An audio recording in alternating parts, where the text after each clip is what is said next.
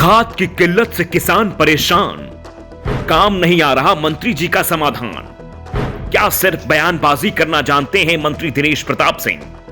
उनके आश्वासन के बाद भी खाद को तरस रहे किसान। जी हां, सुनो मंत्री जी सुनो, हमारी पुकार सुनो, हम परेशान हैं खाद की लाइन में लगते लगते। ये एक किसान की पुकार है।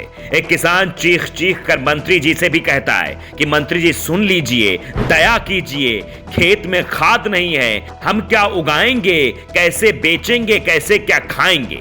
ये बात देश का किसान कह रहा है। लेकिन मंत्री जी तो आए, माइक पर बोल गए, कह गए कि समस्या के समाधान के लिए हमने सब कुछ कर दिया है, हमने सचिव तक से बात कर ली है, सारा समाधान कर दिया है, कुछ ही दिन में सब कुछ ठीक हो जाएगा। लेकिन नहीं मंत्री जी नहीं, आपका बयान तो आ गया लेकिन किसानों की समस्या जस की तस बनी हुई है।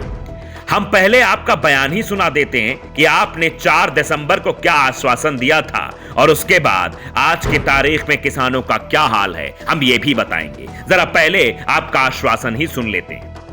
2 रैक यूरिया की भी वहां से लगवा दी गई हैं, तो आज 1 रैक डीएपी और 2 रैक यूरिया की रायबरेली के लिए चल चुकी हैं। बीच में कुछ जनपदों को, अगल बगल पड़ोसी जनपदों को कुछ खाद के अभाव के चलते यहां से रायबरेली का कोटा डाइवर्ट कर दिया गया था, जिसे भी अब रोक दिया गया कि रायबरेली से किसी तरह का कोटा किसी और जनपदों को नहीं, उन जनपदों को मुख्यालय से पूरा किया जाए, रायबरेली से ना किया जाए। ऐसे में मैं समझता हूं कि आज के बाद से कोई यूरिया और डीएपी की कोई समस्या नहीं है। वैसे उत्तर प्रदेश सरकार की ओर से किसी दशा में खाद की कोई कमी नहीं है। खाद की किल्लत सिर्फ रायबरेली में नहीं, बाकी जिलों में भी दिखाई दे रही है। मंत्री जी को इस बात का ध्यान देना चाहिए कि रायबरेली ही नहीं, हर जगह की खाद की किल्लत को दूर किया जाए। लेकिन यह हाई वोल्टेज ड्रामा सा चल रहा है, काम के नाम पर कुछ भी नहीं हो रहा है। अब जरा सुनिए कि किस तरीके से मारामारी है, आम जनता कैसे परेशान है, किसान कैसे परेशान है। आप जरा सुनिए इस किसान को, इसकी समस्या और व्यथा सुनिए। बहुत मारधाड़ है सरकार, अगर पुलिस नहीं आ रही है तो किसी गरीब आदमी को खाद नहीं मिलेगी। बहुत मुसीबत है यहाँ, मारधाड़ होती है, मारता है आदमी जो कोई कमजोर है उसको ज्यादा मारते हैं, बुढ़े आदमी को ढकेल देते हैं, मारते हैं साहब। अगर सरकार सहायता नहीं करेगी तो गरीब आदमी को नहीं मिलेगी खाद। जो पैसा वाला है, जो दुकानदार है, वो ले जाता है अपना पैसा दे करके मस्का के, गरीब आदमी खड़े रहता है। तो सुन लिया आपने कि सरकार के बारे में इस किसान की क्या राय है। वो कह रहा है कि हम तो लाइन में खड़े रहते हैं, दिन भर खड़े रहते हैं, रात तक इंतजार करते हैं, लेकिन कहीं कुछ भी नहीं है। अब जरा अगली बात भी देख लीजिए।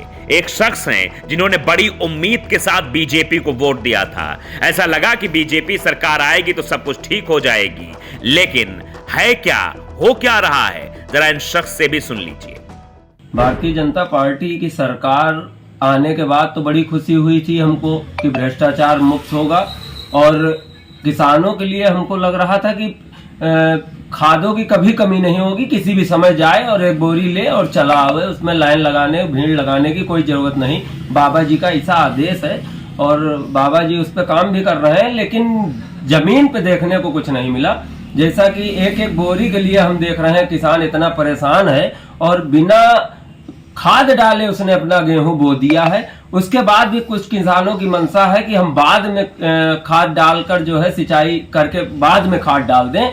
तो आज गेहूं की बुआई हुए 1 महीना हो गया, उसके बावजूद भी 1 बोरी खाद के लाले पड़े हुए हैं किसानों को। तो देखा आपने, योगी जी जरा आप भी देखिए, समझिए इस बात को कि जिस जनता ने आपको बड़ी उम्मीद के साथ कुर्सी पर बिठाया, बड़ी उम्मीद के साथ वोट दिया बीजेपी को, लेकिन उसके बाद भी आज हालात क्या हैं। इन हालातों को सुधारने की जिम्मेदारी आपके सर पर है। आपको देखना होगा, समझना होगा कि आज किसान परेशान है। खाद की किल्लत बहुत बड़ी बात होती है। अगर खाद नहीं पड़ेगी तो अनाज नहीं होगा, अनाज नहीं होगा तो काम नहीं होगा।